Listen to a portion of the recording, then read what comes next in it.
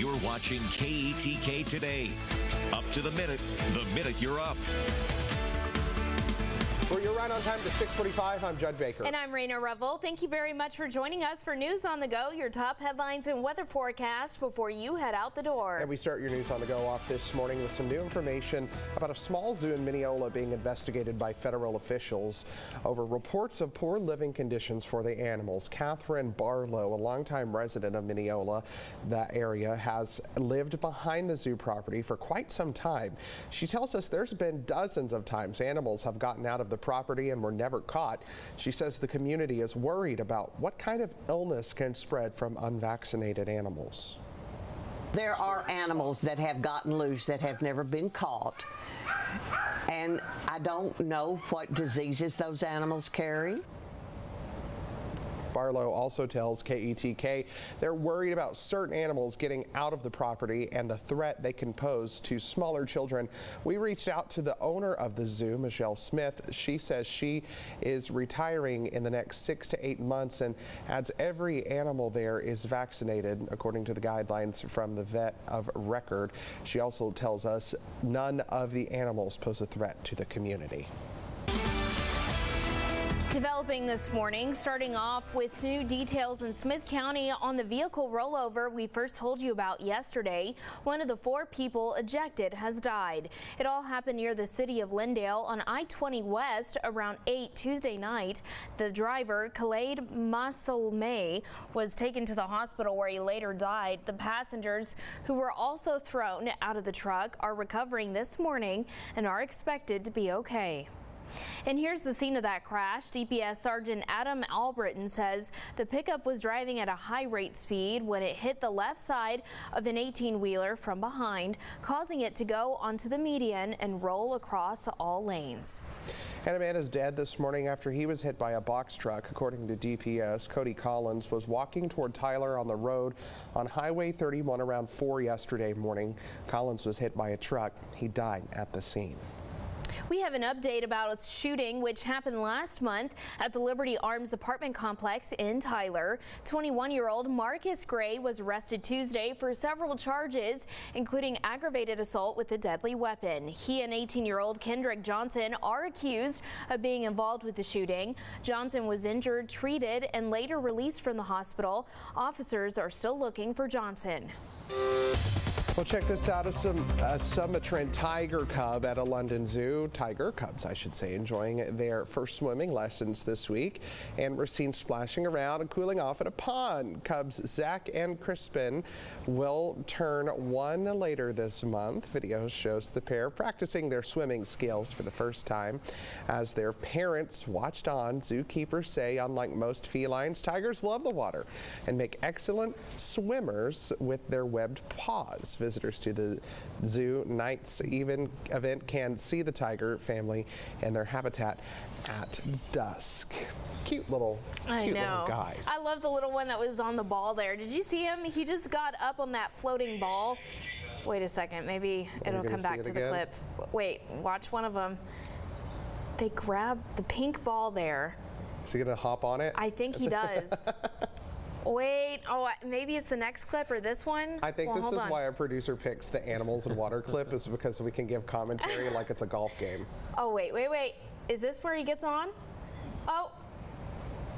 They're so cute. The pink ball. It's like, when do you want to see it? Is that it right there? No. No, it must not be. It was closer to the log, and he gets on top of it, and he's just like going around in 360. It was the funniest thing. You may be able to find it online on our website. They're like, enough of talking about the cats. Oh my goodness. I know. They're cute. All right, leave us alone.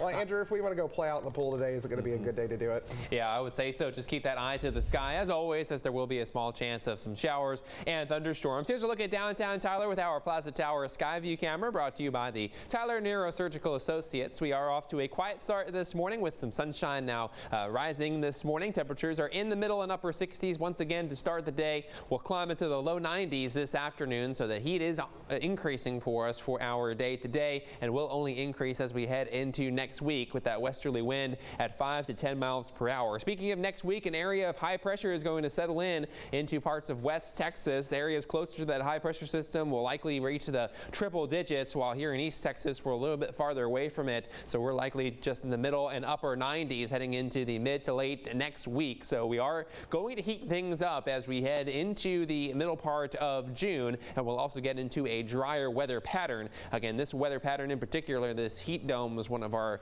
biggest reasons why we were in that drought last year, because it just kind of stuck around and didn't really leave. There are not indications that this is going to stick around for a long time, but certainly it's going to get hotter as we head into the next work week. And here, in fact, here's a look at the temperature trend over the next 7 days.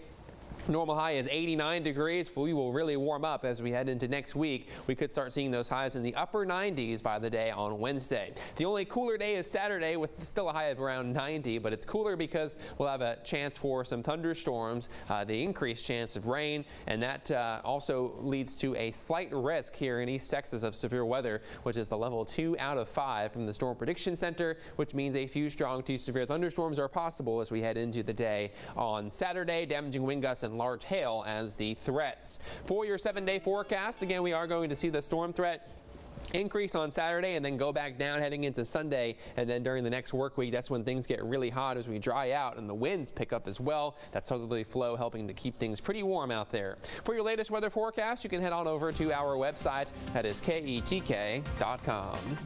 Andrew, thank you. Hawaii's Kilauea volcano is erupting on the Big Island. Webcam images show a glow at the summit of the home of Pele, Hawaii's volcano goddess. The fissures appear at the base of the crater, showing that the eruption has started.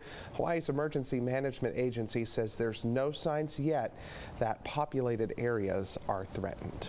President Biden has directed his administration to send all federal firefighting assets to Canada. He spoke with Canadian Prime Minister Justin Trudeau to offer additional support to respond to the devastating historic wildfires burning in Canada. According to the White House, the U.S. has dispatched more than 600 firefighters and support staff, along with additional firefighting resources in response to those wildfires. Nearly 9.4 million acres have already burned, and over 11,000 people have been evacuated so far from remote parts of northern Quebec. And hundreds of U.S.-bound passengers were stranded in Russia yesterday after their flight was forced to make an emergency landing in the country's far east. Air India dispatched a plane to pick up those passengers who were diverted in the middle of the geopolitical tensions over Russian airspace fueled by the war in Ukraine. According to Air India, the flight left from Delhi to San Francisco on Tuesday with 216 passengers and 16 crew when it developed a technical issue with one of its engines. The rapper Tupac Shakur was posthumously presented with a star on the Hollywood Walk of Fame Wednesday afternoon. He sold over 75 million records worldwide and received a star in the recording category. Radio personality Kurt Big Boy Alexander was the MC of that event, and the late artist's sister, Set Shakur, accepted the star on his behalf. He was shot on September 7th, 1996 in Las Vegas, where he died 6 days later at the age of 25, and his murder has never been solved. After his death, his music continues to gain millions of streams everywhere. And according to the BBC, Lionel Messi will join Major League Soccer as a member of Inter Miami. The move comes after Messi parted ways with French champion Paris Saint-Germain, and in the lieu of a lucrative contract in Saudi Arabia.